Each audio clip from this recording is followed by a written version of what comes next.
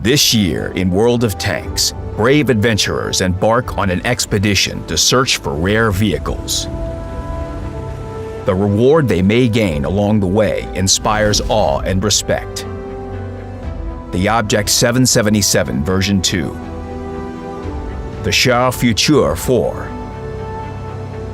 and the AE Phase 1. Such treasured steel is worth a trip to hell and back.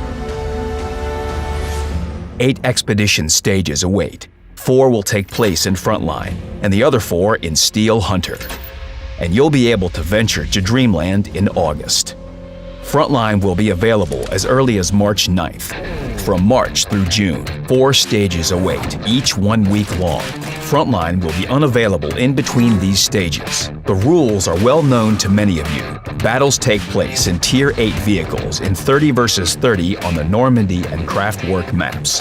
One team attacks, the other team defends their territory. Both maps are divided into 3 fronts. At the battle's start, 10 vehicles from both teams are deployed to each front.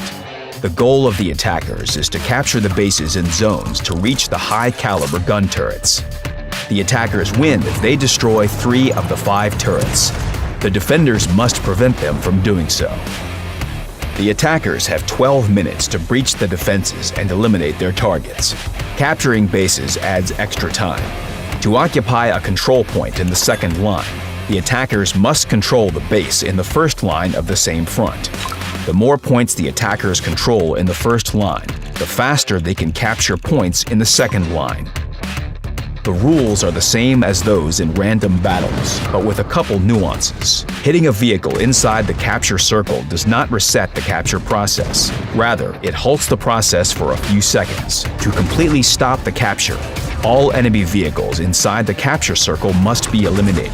Once a point has been captured by the attackers, the defenders must withdraw or else be destroyed by a massive airstrike. The attackers must capture at least 2 points of any one of the fronts before they can attack the high-caliber gun turrets. The turret's frontal armor withstands all hits from any gun. To damage them, they should be attacked from the flanks or the rear where the armor is much thinner. In Frontline, the battle doesn't end when your vehicle is destroyed. You're sent to the respawn screen.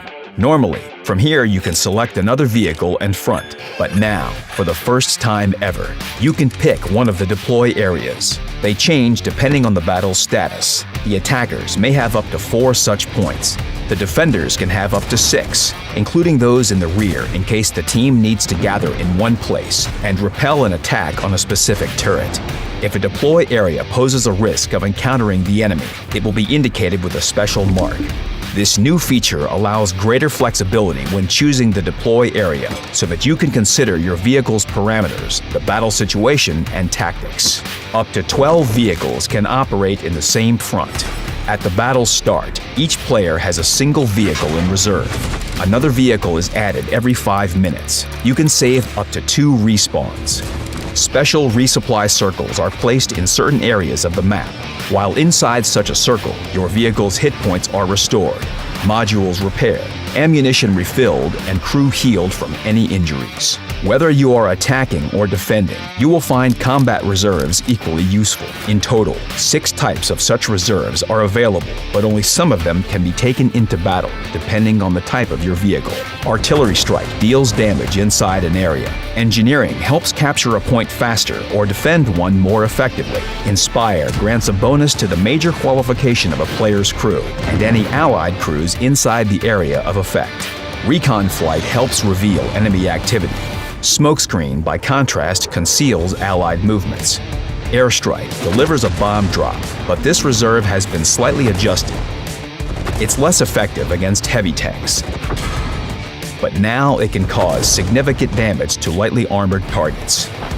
The square area of effect, as well as a shorter bomber arrival time, will help catch even the most agile targets. Both maps for Frontline underwent balancing tweaks. On Normandy, the defending team in Zone B can repel attackers more effectively. At the same time, Point C will receive some extra cover that attackers can use. On Kraftwerk, more structures were added, while the landscape changed a bit. This will give the attackers more opportunities for successful assaults. If you have no Tier 8 vehicles for Frontline, or if you have too few for a reliable respawn rotation, you can rent a vehicle. As before, the T-44FL will be available for credits. It is now accompanied by the T-32FL. Both vehicles now accept crews from vehicles of the same type and nation without the need to retrain or suffer penalties. 10 more premium tanks can be rented for gold.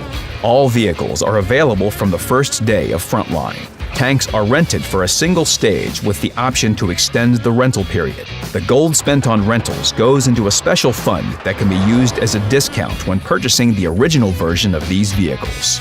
In Frontline battles, you can earn ranks from private to general. They determine the amount of Frontline experience required to increase a level during an expedition stage. There are 15 levels in total, and you will get a reward for reaching each of them. Combat reserve points, credits, directives, personal reserves, and bonds. After level 15, you will gain access to special daily missions that, if completed, reward you with personal reserves and bonds. The faster you reach level 15, the more missions you will be able to complete within a stage, increasing the reward you will get. You start every stage of both Frontline and Steel Hunter at level 1. There is no way of returning to the previously achieved level. At levels 5, 10, and 15 of every expedition stage, you get a special token. You will be able to earn 12 such tokens in Frontline and just as many in Steel Hunter.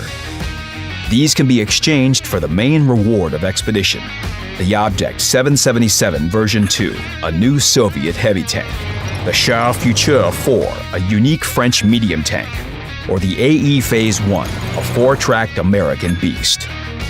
In 8 stages of the expedition, a total of 24 tokens can be earned.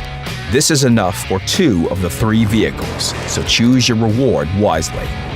Advance to the front line, earn expedition tokens, and don't miss this opportunity to get a unique tank after the 4th stage. The expedition has just begun.